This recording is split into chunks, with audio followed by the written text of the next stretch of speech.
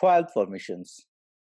Whenever we execute a long listing of ls command, we can see a lot of details about this file, like this. The first column represents the file permissions as -rw, -rw, -r-s. The permission column is made of three parts: user, groups, and others. User part is permission related to user logged in. Group is for all the members of groups, and others is for any other user other than the group owner and user owner.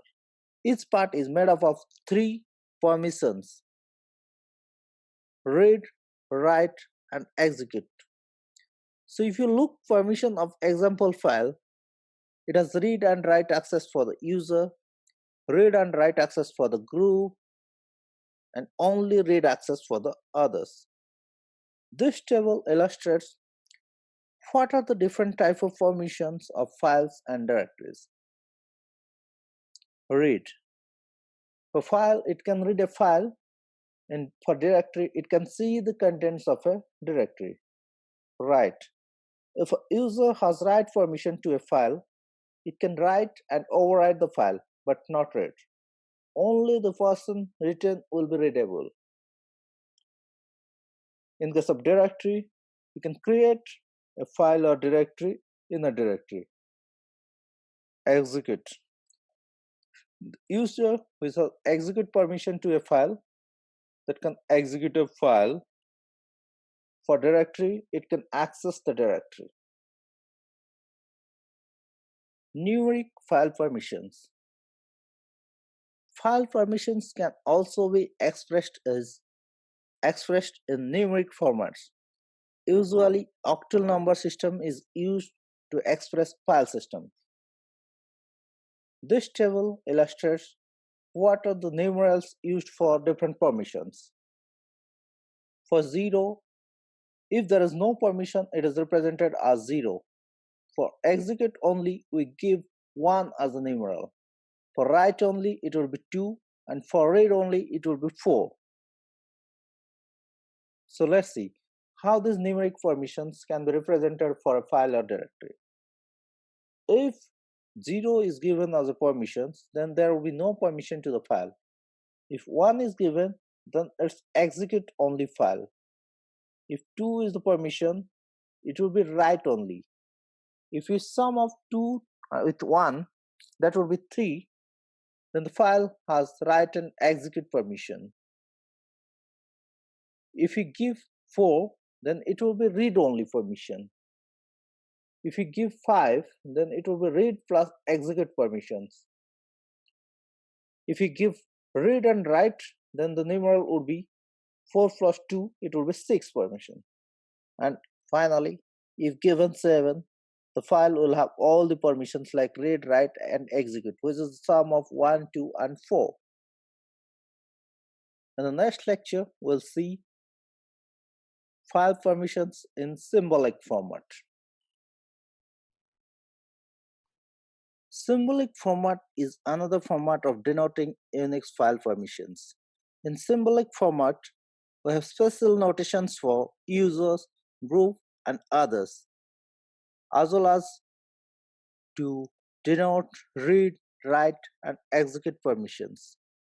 This table illustrates different symbols used for permissions for files. R represents the read permission. It could be read a file or list or directory's contents. W represents write to a file or directory. X represents execute permission. So the file will have execute permission or access to a directory. U represents the user. It is the user owner of the file. Z represents the group which the users belong to. O represents any other users. A represents all the users, that includes users, group owners, and all the users. Plus represents R specific permission. hyphen or minus represents revoke specific permissions. We'll see examples using these symbolic notations later. In the next clip, we'll see default permissions. Default permissions. Whenever a file is created, it is created with a default permission of 666. That is, it has read, write, and execute access. And for a directory, it is created with permission 777. That is also read, write, access. To restrict the permissions, umask is used at the creation time. Umask value is used to eliminate the permission specified by the umask. A common umask value is 022, which makes the file read and write permissions for owner or group, but read only for group members and others. In case of directory, it makes the directory accessible with execute permissions for all the user, group, and others, because you cannot go inside a directory in Unix if you do not have execute permissions on that. So how these permissions of a file or directory is determined?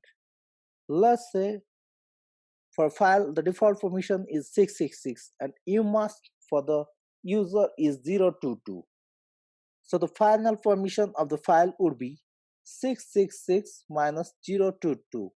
That would be 644, which is read and write for the user, read for group, and read for others. Similarly, for a directory, the default permission is 777, and using the umask, the permission becomes 755, which is read, write, and execute for user, read and execute for group members and others. So the directory need to have a execute permission to access it. In the next lecture, we'll see how to change permissions of file and directory. Changing permissions on files and directories. The command used for that is the chmod. It changes the permissions. Let's move on to our terminal to see some examples. We have a file called unix.txt. Here the permission is read write for user, read for the group, and read for others. If you want to check umask value, it is 0022 for the current user. Let's say we want to give an execute permission to the user. So the syntax would be chmod u specify user plus x unix.txt. If you do ls-l on unix.txt, you will see the execute permission is added to the user. Let's say when to revoke the execute permission from that user. So the command would be chmod u minus x unix.txt. If you do ls-l on that file again, you'll see the execute permission is removed. Similarly, let's say when to give write access to this file to the group. The command would be chmod g plus w unix.txt. Write access is added to the group for this file. Like that, you can add write access to others.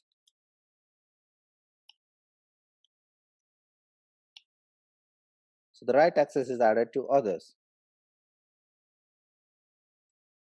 You can also give permissions to all these groups at a time. Chmod a plus x, that is our executable permission to all for this file. So executable permission to added to all the users, group, and others for this file. You can revoke the executable permissions given to this file at a time. So the executable permission is revoked for all the users, group, and others for this file. Let's see some examples using numeric notations. Let's see our file unix.txt, which has this type of permissions. When to give read, write, and executable access to the user, read and write access to others. Further, the command would be chmod read, write, and execute. It sum up to be 7, and read and write sum up to be 5 unix.txt. Check the permissions. So this file has read, write, and executable access to users, and read and executable access to groups and others. Similarly, we can give other permissions like 522. These are the different permissions. The permission number can be determined by summing of the numerals associated with each type of permissions like read, write, and execute.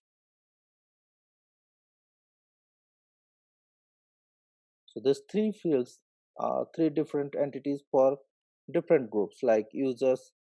The first one would be for users, second one would be for group, and third one is for others. So it is the sum of all the permissions like read, write, and access. You can also update the permissions of multiple files at a time, like this.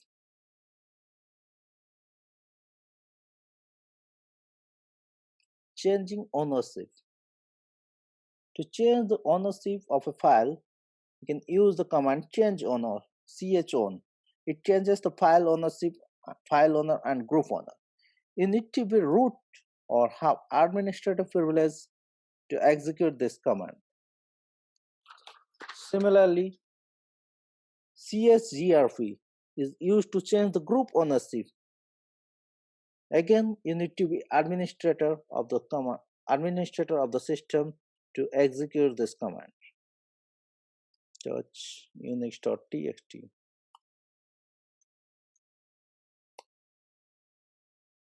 chown u1 to unix.txt. So if you see ls-l unix.txt, now the user is u1. Earlier it was root. You can change the user ownership as well as group ownership in a single command. chown u1 u1 unix.txt. So here the user owner as well as group owner is changed to u1. Similarly, you can change the ownership of a directory ls-t mindir.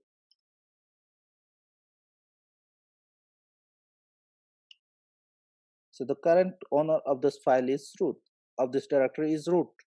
To change the ownership, chown u1 u1. Both user owner and group owner will be changed here. So both the owners are changed to u1 for this directory.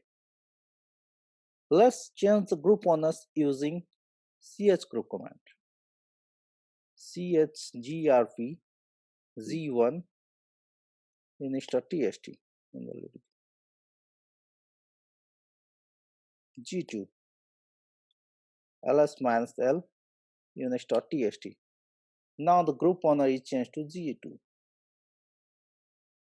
ls-l unix.txt. Let's change the group ownership using chgrp command. chgrp command changes only the group ownership u1 to unix.txt. Now you see the group ownership is changed from z2 to z1 using this command. That's all about file permissions. This brings to the closure of this module called file permissions. Let's summarize what we have learned in this module. In this module, we have learned different file permissions. what are file permissions, how it is denoted in numeric way, in symbolic way, how we can change permissions using both numeric and symbolic ways, what are the user ownership and group ownership of a file and how we can change it. In the next module, we'll see more about filters.